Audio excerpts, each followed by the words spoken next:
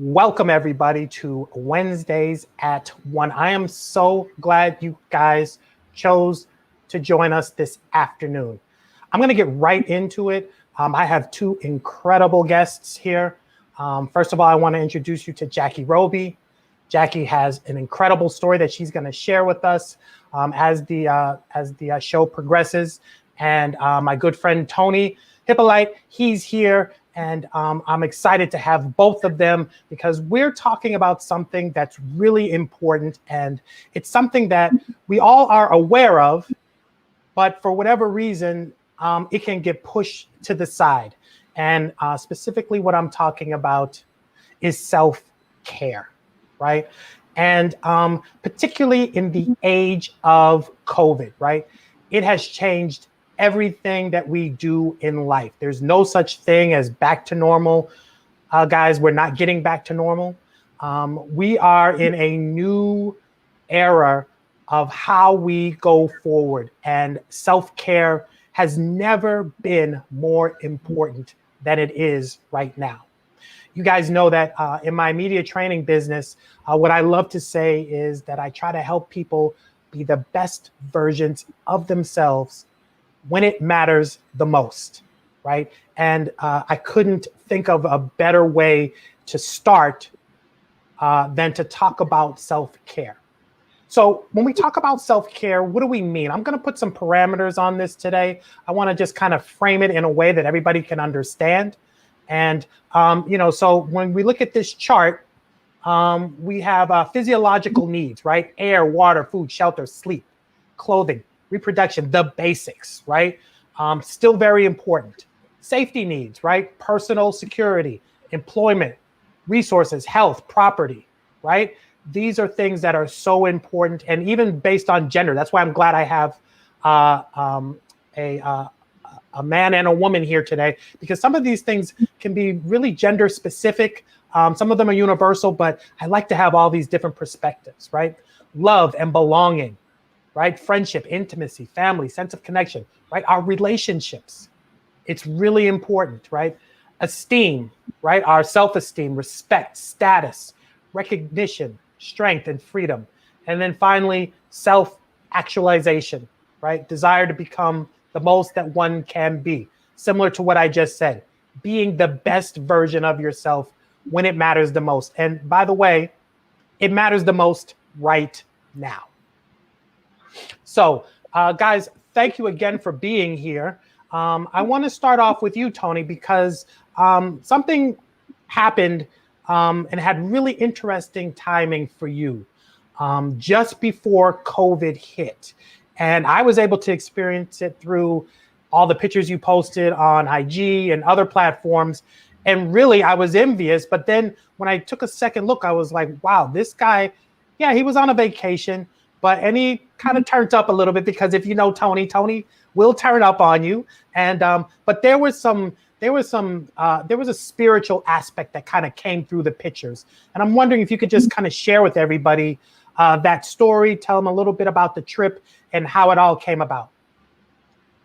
All right. So as some people may know, I'm a very I try to be an avid traveler, of the world. Especially the phrase "the world is your oyster." It's a real thing. So I have a friend of mine. His name is Vladdy. Travels all over the world, takes amazing photos. Just now, a third. I'm like, hey man, the next big trip, let me know, because he goes for like 14, 18 days. Takes a massive time off. So he texted me right around Thanksgiving and said, hey, Philippines in January. I said, all right, I'm down. So we were the whole plan was to make a pit stop in Japan for a day, go to, I forgot the name of the city, where there's all amazing lights and beautiful structures, some street food. And then we took a flight to Manila and experienced the city. And then we went to the islands where it was El Nido, Palawan, Cebu, some of the most beautiful beaches in the world. Some of these images, they're actually stock photos for a lot of vacation cards and tourist cards. But what made the trip interesting, that there were challenges and hurdles. COVID was just starting to become a discussion, and you started to hear the term your N95 mask and things of that nature. And the reason we heard that term a lot ourselves was the week of our flight, a volcano blew up, literally blew outside of the city of Manila, probably about, I think it was like 50 or 80 miles away. So all airports in the surrounding area were shut down. So as far as we were concerned, we could not fly. So I remember texting them a photo. There's a viral photo where like it's lightning and the volcano looks amazing. And the wild side of me was like, I want to see that in person.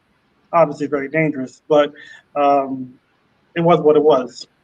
Then once things started to open up, it was a couple of days after the volcano blew. The airport reopened. I texted my boy, I said, "Are we going?" He said, "The airport's open, we're going." And I was hesitant at first. I'm like, man, do I want to be stuck halfway across the world because of the volcano and, in a world where I don't speak the language and all these type of things. And all of a sudden, you know what, the thrill and that part of adventure and a little bit of risk was kind of what drew me even more. And then it was a straight, it's an amazing trip. The food, the culture, the people, just being being in discomfort was almost comfortable. Being able to kind of experience walking through a world or a mall or a little street, you don't hear a word of English at any point.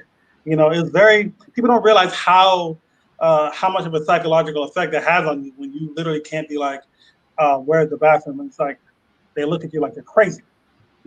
Of course, there were some English speaking people, but after COVID passed, I remember getting temperature tested at Japan. They had like massive scanners coming back in. I'm like, man, this is kind of getting serious. And then about 6 weeks later, the world basically froze. So it kind of put in perspective how grateful I was to go on that trip. Had I not gone, I would have felt so regretful and so guilty. Everything happens for a reason. But even then, being able to kind of have that out of body experience, swim in the ocean, eat food you never eaten before, make relationship with people and interact with you never will ever get anywhere else in the world, because every country is different, every culture is different. Being able to do that, you can't put a price on that. So once COVID hit, I just continued to be grateful, look back at photos and think about all those great moments that I had with my buddy, have with my friends out there. So it was definitely it put a lot of things in perspective.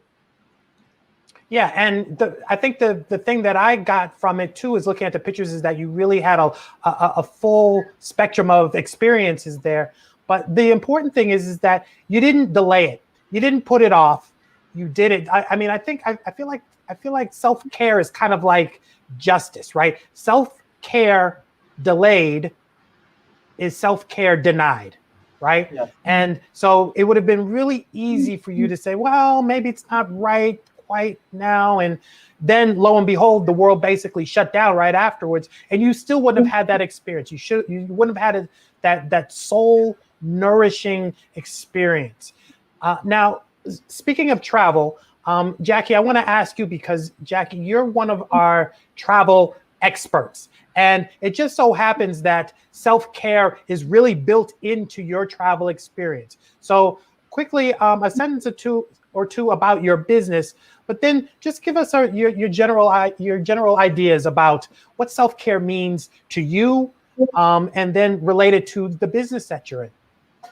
Absolutely. Thank you. First of all, Tony, your trip sounded absolutely phenomenal. And there are so many things that I want to dig even deeper into based on your experience that we'll talk about in a second. But my company is Inspire Journey Consulting. And I started this after 18 years in the travel industry and finding myself into wellness and healing travel, seeing this beautiful part of the industry that I didn't even know existed. And from having so much experience there in this space, I found that really surprising. And it's a piece of travel that really nourishes you, feeds your soul, helps you to heal emotionally, come back to your world refreshed and better than you were when you started. And for me, I wanted to amplify it. So I utilized my business in order to do that through sales strategy, social media, as well as working with the travel industry in diversity, equity, and inclusion consulting, because that is another key area. As we said, justice can't be denied. So, right. And then in terms of self-care, it changes. And what I will tell you is, part of my why behind Inspire Journey and one of my joys of being here is that I spent so long neglecting myself that it was really debilitating to my own mental health. And I found myself in a deep depression. It changed my world. And because of that recovery, I never take self-care for granted. There's now not a moment where I don't look and take a temperature check and say, this is what I need for me to fill my own cup. So that's a big piece for me of what self-care looks like, is making sure that I'm okay so I can be my best self every day. And if today's not my best self day, that's okay too, because I'm going to do what I need to fill my cup. Such an important point right there at the end, that it's okay if you don't have great days. Now, in your business, now that obviously COVID has had a huge impact on the travel business, but I imagine that there are still destinations, there are still things that people can do, whether they feel comfortable getting on a plane or getting in a car, or if they just need to stay home, right? I mean, the thing about getting on a plane versus maybe getting in a car, even if you get in a car, you still end up somewhere, right? That's maybe not familiar to you and you don't know the history or the background. But if you could, Jackie, tell me sort of on a tier level, what have you found either personally or dealing with clients, if they are, say, maybe considering some self-care by travel or by some kind of immersion program, the tiers, like staying at home, maybe going locally, day trips, or somewhere that they can travel by car, and then finally getting on a plane and going to a destination. What are some of the things that you've seen or heard or experienced yourself? Absolutely. Well, there's a myriad of things. So one of the things that I really like to point out when it comes to travel is this is a huge industry. It's an industry that needs to survive and thrive. So they're doing, suppliers, airlines, hoteliers, et cetera, are doing everything that they can in order to make sure that people are safe, right? And it's not just their guests, it's their employees, it's each other. They're not trying to put anybody at risk. So they're taking all of the precautions and then some to put safety first, because we need to survive and thrive and get through this. So that's number one. I like to keep that in mind and pay attention to what's happening and put my trust and faith in that. The beautiful thing really is that the travel industry, again, is very creative. So there are different levels, like I was saying, of what you can do based on your own comfort. And that's a really big piece of it, is pay attention to what you need, what's going to make you feel okay. So if we're looking just starting at staying at home, in the wellness and healing space, there are virtual retreats. So for example, Healing Hotels of the World, they are a brand that I have so much respect and admiration for and have had experience with. They do about 4.5 hour virtual retreats. They have one coming up this Saturday, actually. So that's a really great one where you're connected with healers throughout the world who are doing live healing sessions with you. Meditations with a small intimate group. It's really phenomenal, the shift that you can see. Then on the flip side of that, there's also Pravasa. Pravasa is a tour operator that works in the wellness and sustainability space. And they have their Wander at Home series. So there's pre-recorded things that you can do at home over a certain period of dates, but they help you, and both are helping you to kind of plan and make your space set in the way so it's relaxing, even if you're staying in your four walls. Mm-hmm. When you look locally, that for me can really be anything. For example, my husband and our daughter, we're going and staying in a hotel tonight downtown in Boston, mainly actually just because we need the inspiration and we need the reset, and a change of scenery really does that. So we're all working. We've got calls and she's doing remote learning over these days from hybrid school. So that's an option, and we just need that to feel better. So that's a big thing. I've done road trips locally. And then when it comes to flying, again, that's always changing, and I completely understand that. And it does come to your comfort zone, but we did fly. We flew to Mexico at the end of July and felt very safe and took many precautions and as well as working with a travel advisor. And that's something I always recommend because it's going to save you so much time and stress. And 9 times out of 10, they're going to find something for you that you didn't know before. And they're definitely going to save you the research. Right now, we're looking at a trip to Maine. And I said, oh, Maine, the COVID testing. No, Jackie, it's all safe now. Oh, okay. 2 weeks ago, it wasn't. I don't have to worry about that. I've got somebody who's handling it. So that alone is something to take decrease stress and help self-care. Yeah, those are all incredible points. And I think that as I was asking you the question, I think I actually neglected one tier, right? And it's sort of the journey within, right? The journey inside of yourself. And, maybe it's, some meditation or some breathing exercises or just something that is, there doesn't have to be a dual purpose. It's purely to give yourself respite, right? And, I know that all of us maybe have our different ways of doing things. Tony, let me ask you, what do you do sort of to achieve sort of inner peace? Or are there any exercises or any practices that you do to help you kind of take that journey in? Well, there's a couple things. I mean, I guess I'm putting myself out there, but when I was younger, I used to have a terrible temper, and I realized that it wasn't healthy for me. So eventually, it's something I do. I'll casually do it. I'll just do it. I'll take a deep breath, whether I'm driving or whether I'm, at work. And when people are like, "Are you okay?" I'm like, "No, I'm just taking a deep breath." Because what happens is when you actually are in a pent up situation, you kind of already trained yourself to kind of manage your emotions and manage your heartbeat, that you can handle it, accordingly. Which is kind of why now, at least for myself, I kind of thrive in high pressure situations. When I worked in New York Fashion Week, working at my hotel many years ago and doing private events and things of that nature, I was able to manage it because I was able to kind of train myself when things weren't pent up. Like, hey, let's get yourself lower and kind of get yourself calmer. And the other thing too is I'm a big music guy. I love music. Sometimes you just gotta hold the laptop and just jam out to Michael Jackson, or jam out to some classical music, or jam out to whatever is your flavor. But I think the biggest thing you can ever do for you is really just taking a step back and just dropping. When you take a test and teachers like drop all pencils, kind of just drop all your pencils and just take a moment for yourself. That'd be like my best recommendation. Well, and I know, Jackie, you shared with me when we were getting ready for this some information around transcendental meditation.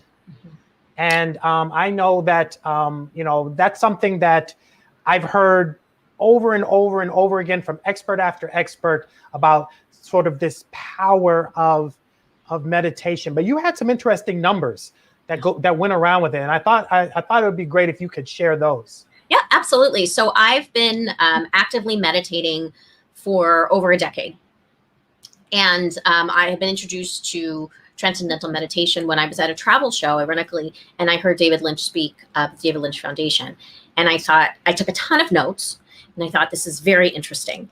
And what you really learn is the 3 different types of meditation and how the others are kind of working on the surface of looking at mindfulness and calming the stress, which is great. But transcendental meditation goes much deeper into your subconscious.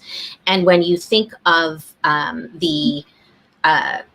of cortisol, which is the stress that can be produced, right? Stress and cortisol go together. 20 minutes of transcendental meditation can decrease your cortisol levels by 30 to 40% versus a really deep night of sleep, which reduces it by, I think, 18%. So that for me was just like, okay, it's time.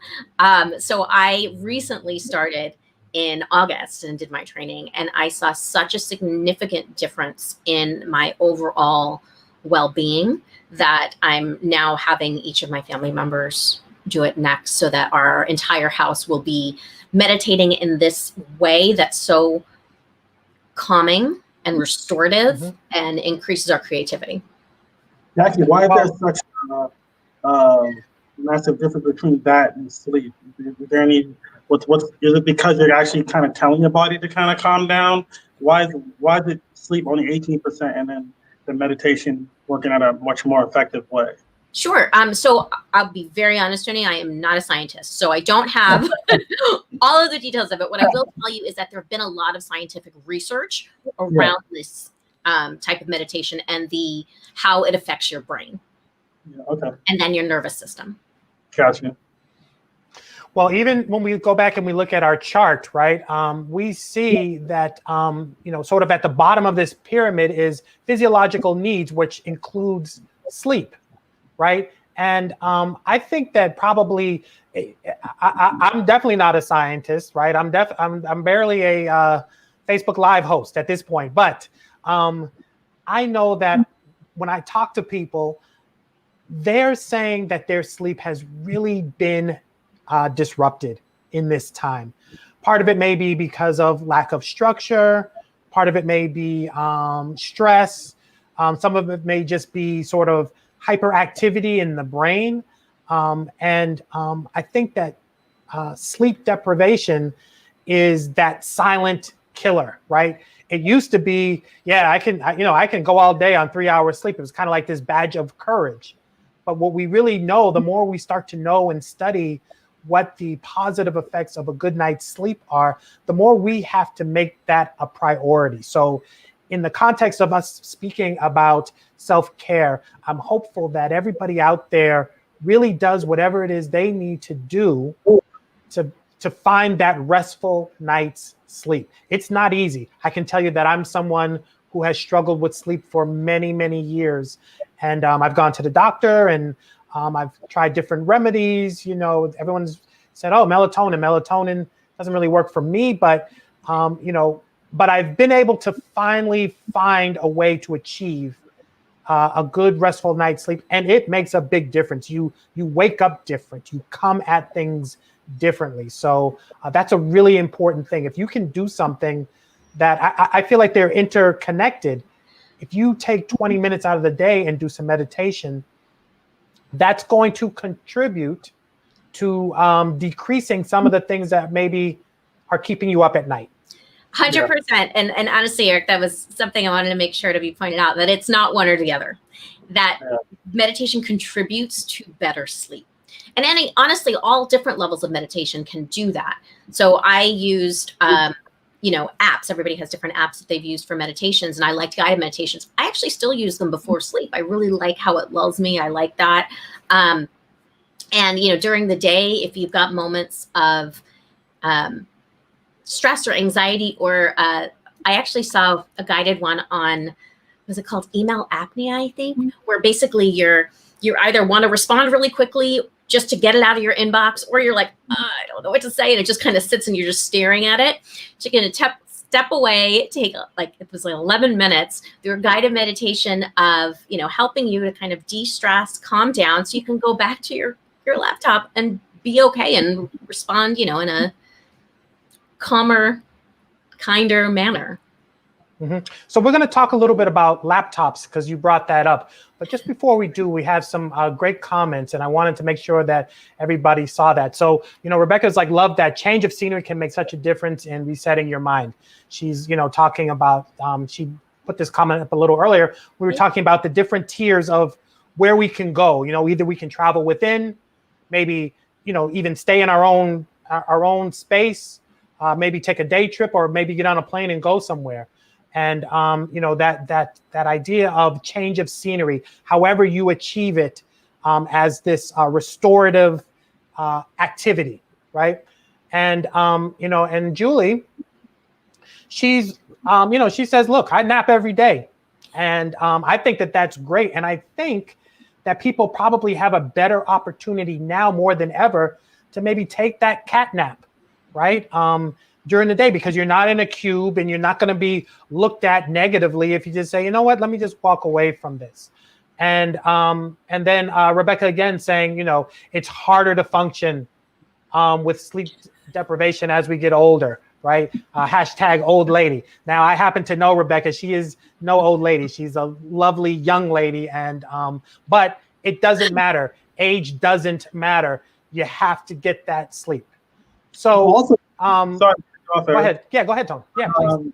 You kind of mentioned something earlier when you were showing that chart about, some things are kind of gender specific.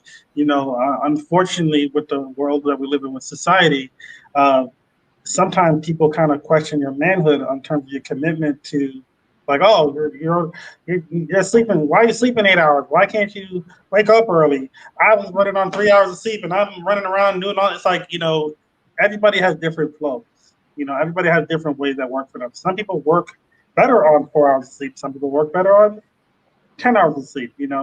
Some people can't wake up early. Some people are night owls. And unfortunately, the other problem is that there's all that pressure to kind of put people in a box and say, this is what you're supposed to do, when a slight change would be more productive for that person. So I just wanted to kind of. That's really interesting to me. So it's like there's a stigma around taking care of yourself. Yeah, I think now it's Yes. it's more how can you say it, more it's more acceptable now, because especially on social, people, they would clown people about taking personal days, or mental health day. Like, what the hell is a mental health day? All the the OGs, if you will. But I think that's important. I think it's super important. Sometimes you just got to disconnect from your job, and your job is stressing you out, or like you said, a change of scenery. For me, at least my personal situation, my job right now is being home and working from home, and I had to change my scenery, so I bought some plants. Just to, I'm sick and tired of looking at my walls. I bought some plants, and then sometimes I stay at a hotel just to kind of just be somewhere different. So I can definitely attest to that whole change of scenery that, like you mentioned. Mm-hmm. Yeah, and when we go back to our chart and we look at the green level, right? Esteem, respect, self-esteem, status, recognition, strength, freedom. For men, where we closely identify with what it is our job is, right? I think more so than women. I can't obviously speak for everybody. Maybe I'll just speak for myself. But my experience has been that men closely associate how they view themselves based on their job. And so, if you don't have a job, or you feel like maybe, okay, I'm now at home, I'm working from home, maybe I'm not as productive. Maybe I am not able to kind of come into my full powers because I'm not in the room, and I have a job that counts on me being in the room, which, by the way, that is what my job relies on. And that can really start to work on your esteem, your self-esteem, where you don't enjoy sort of the status that your job affords you because you are disconnected from everybody. And so that's a real thing. And I think that is maybe a little more gender specific. I don't think that it's that women don't care about their jobs or don't identify with their jobs more than men. But I think that, it's really like, wherever you go as a man, you meet someone new, the very first thing they ask you is what, Tony? So repeat that question. What they do? When you go somewhere and you meet someone new as a man, what's the first thing they ask you? Oh, like, what do you do for work? Something. Exactly right. Absolutely. Exactly right. So if that's not right, that can have a domino effect into a lot of different areas. Let me just bring in a comment. Our good friend Josephine is a firm believer in day tripping, and I can personally attest to her love of the day trip. Right, I've been on a few with her, and I know that she is constantly. I think she's like in search of the perfect day trip. So I wish her well in that endeavor. And when she discovers it, hopefully I'm either there or she tells me all about it, and then I can go do it too. And if then you think about a day trip, I'm sorry. I was just say, if you think about a day trip, what a beautiful thing that is. It's like when you're traveling, you could have as part of your itinerary, a day that is active and exploring. And then you could have another day where, you're lounging by the pool, or you're just staying at the hotel, or whatever that might look like. It's just a little more chill in comparison. So what Josephine is talking about is a great aspect of travel, self-care, and helping your overall mental health. Actually, Jack, you just reminded me to tie back to my trip in the Philippines. It was actually it was a lot of work. You know how people always talk about, I need a vacation from my vacation. It was, we were swimming in the ocean, jumping off into the sand beach, climbing mountains. So there was one day we had a kind of a flexible schedule. We're like, man, we're gonna do nothing. We literally went on the beach, got a cabana, and it's very cliche. Literally got coconut, the coconut drink with the straw, and literally just did nothing for almost 8 hours because it was just nice to just really just do nothing because we were always doing something. We're always going to the tours, on these adventures and these excursions. So like day tripping and relaxing, definitely important. Definitely. I love that. So I'm going to segue now because we've talked about travel and we've talked about the importance of sleep. We touched on meditation. One of the things we did touch on was work, right? And I'm going to ask, this is for either one of you, feel free to answer. If you're working from home and maybe you need that mental health day, or you're just not feeling well, or today's just not the day for me to be working, how are people calling in sick when their job knows that, look, the laptop is literally right there. You're stepping over the laptop to go and pick up your cell phone and say that I'm not coming in. What would you say to people who maybe are struggling with maybe taking a sick day, maybe taking a personal day, maybe even their vacation time? Because it's like, I don't want to take a vacation and not go anywhere. There's nowhere to go. I'm not getting on a plane. I'm not going anywhere. What do we say to people when they really need that break, but the work is literally sitting in their lap at all times? I have a lot to say to that. First of all, we across the globe are in a similar, if not sameness situation, right? So if your employer does not respond well to a mental health day or using a sick day, that's a question of the work culture that you're in. So think about that. But I think a lot of it is the time that we spend being scared of that. I would hide your electronics. Literally. I would take that laptop. Okay. I don't think many of us don't have desktops anymore, but I would take that laptop. I would put it in a drawer somewhere between your clothes, between your sweaters, wherever it has to go, hide it. If it is out of sight, it helps. It's about setting down. When you think about your day and routine, you have to put everything away. Otherwise, it's always going to feel like work is there. So that's definitely a key thing. Do not disturb on my phone has become my new favorite thing. It turns your notifications off. It just keeps it silent. I can leave my phone somewhere and just be at peace. And it is so relaxing on its own, just not even holding it, hearing it, vibrating, anything. That is such a beautiful thing. And remember what you deserve, right? And is that extra day of work and you potentially falling apart or feeling less than or getting sick and ruining your immune system and then putting you more, at risk in this time? Is that worth it? That extra day when you could have just taken care of yourself?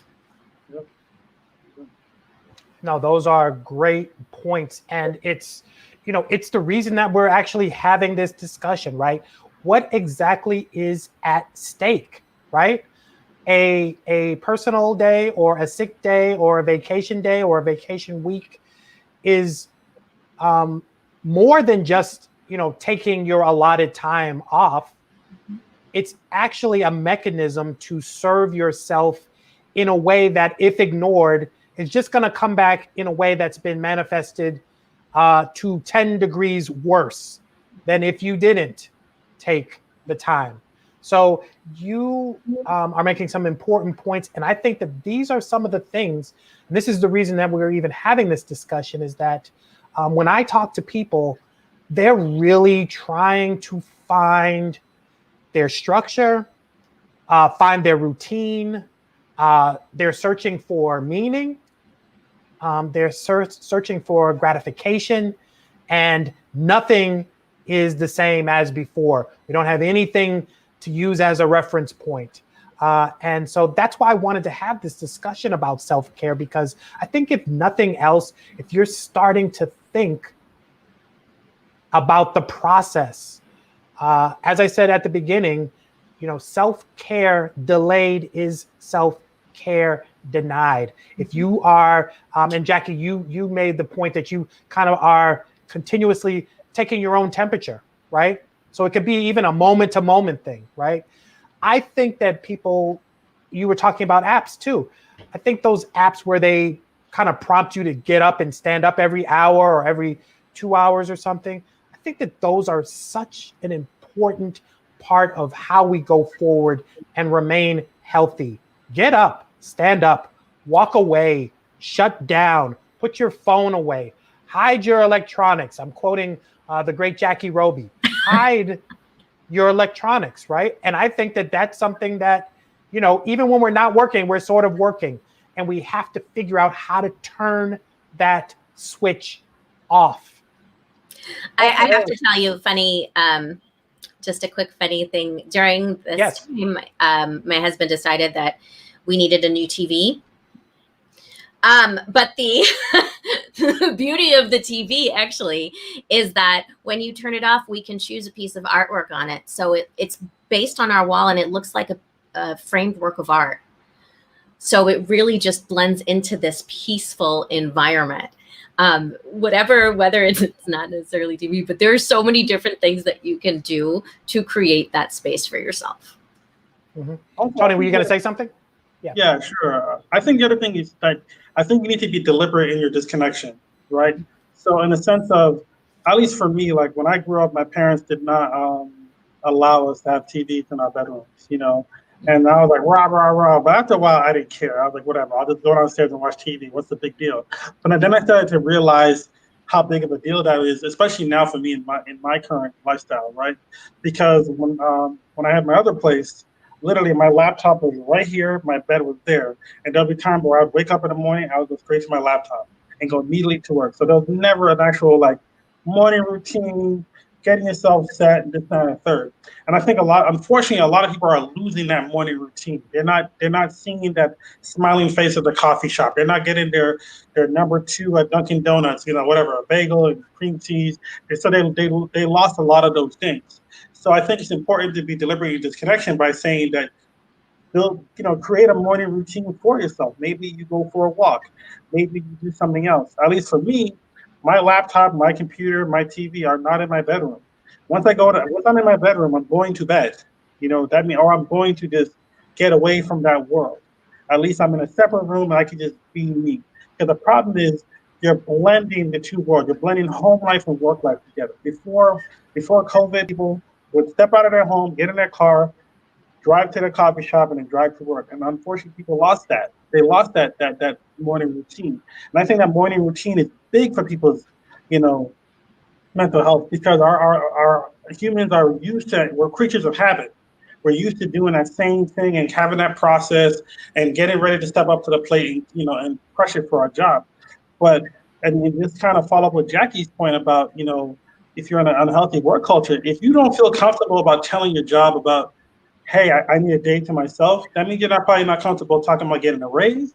That means you're probably not comfortable about any other issues that may be going on in your workplace, sexual harassment, discrimination. You should be able to be comfortable enough to talk to your employer and say, hey, I need a day to myself, or else I'm not going to perform well. And if your employer says figure it out, then that person doesn't care about you performing well. You're just another body, So being so right. is so important.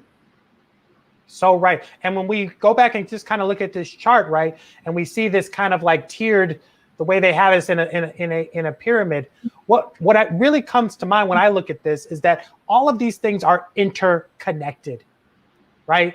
If you are deficient in any one of these levels, it has impact on the other levels, and ultimately a lot of impact on you overall. And so, even when you think about, personal security, employment, that's what we were talking about, right? Resources, health, right? Those are things that we attach our job too. And so in some ways, the pressure is even more acute now than it was when you had to show up and look at your boss in his face every day, because you have to be as productive. You have to churn out as much work. You have to be profitable. You have to be engaging. You have to do all the things that you have to do anyway, and deal with whatever it is you have going on at home. And so I think of these things as interconnected. So neglect in one area is really neglect across the board. And that's why self-care is so important. Yeah, I think that's really well said, Eric. I think the other thing too is, I think this is a great opportunity for people to learn a lot about themselves. You know, when we had a discussion the other day, is people are not used to being home this much. They're not used to being around their kids this much. They're not used to being around their spouse this much. So it's creating some bonds in some situations, but it's also creating tension, because you're used to kind of just being away for 8 to 10 hours, doing your thing at work, come home, deal with the kids, deal with the family. But now it's a 24-hour cycle. So there's so many new challenges that we're gonna, continue to endure with this pandemic as it starts to wane off, or hopefully wane off. That people, and think about it, it was during the summer.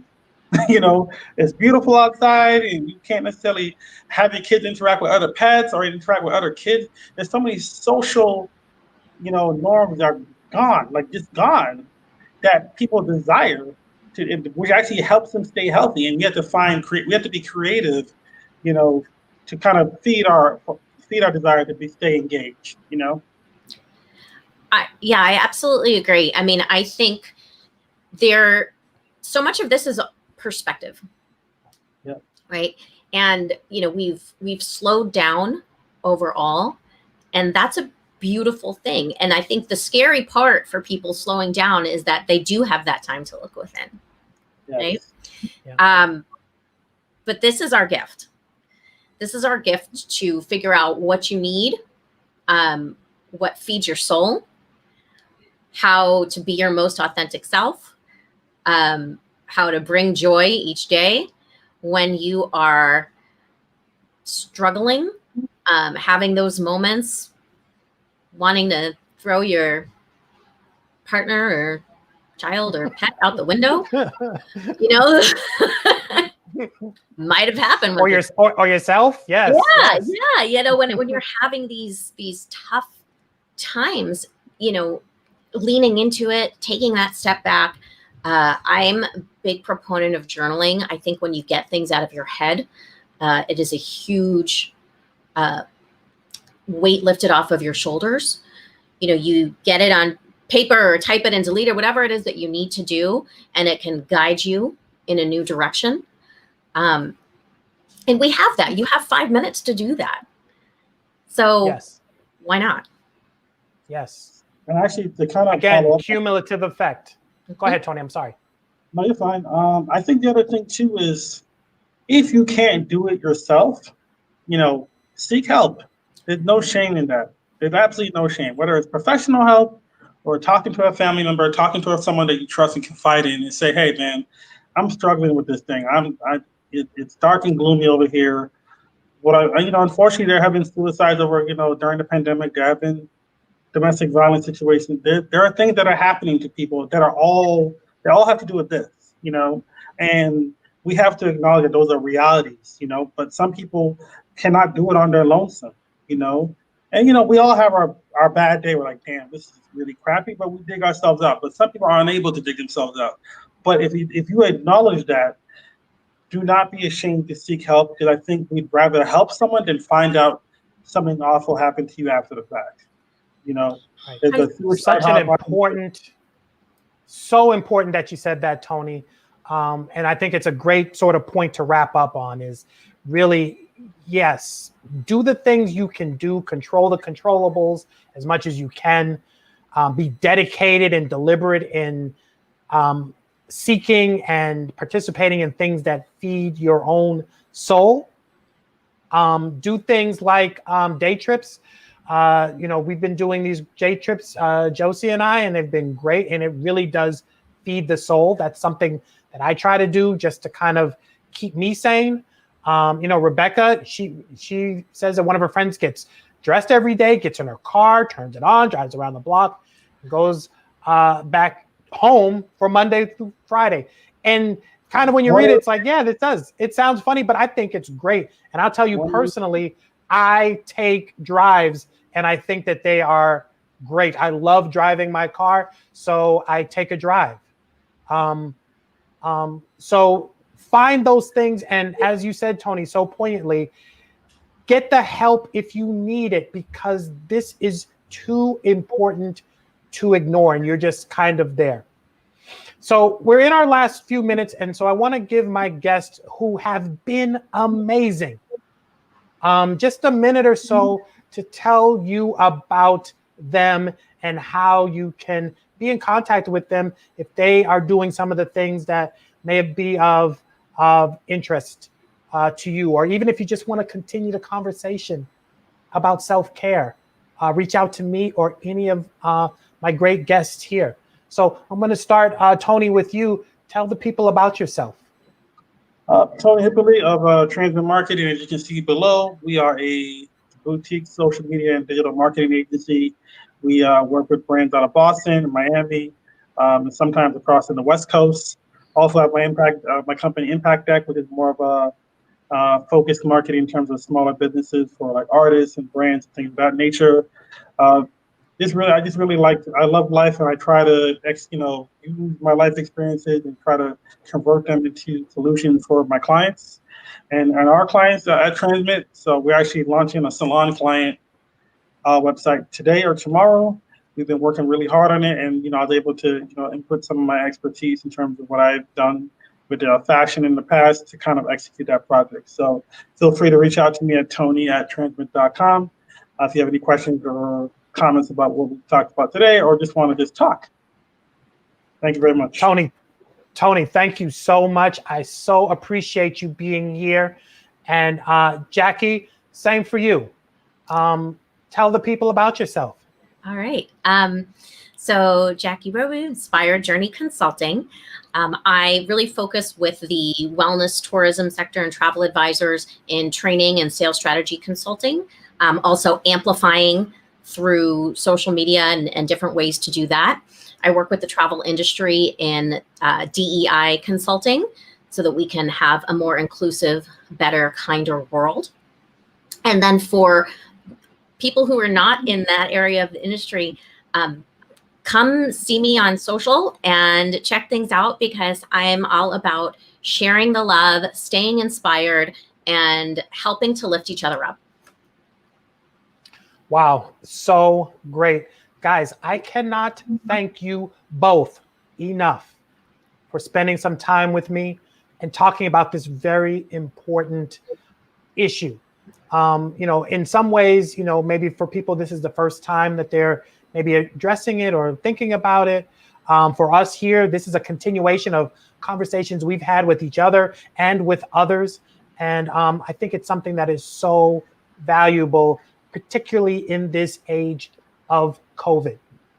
So with that, I want to thank everybody who took the time to meet with me here Wednesdays at 1. Hopefully we're going to just keep going every Wednesday at 1. I don't know what the topic's going to be next week, but we're just going to keep these important conversations going. Again, to my guests, Jackie Roby, Tony Hippolyte, I thank you so much for being here. And to everyone out there watching, thank you. We'll see you next Wednesday. Thank you, everyone. Bye.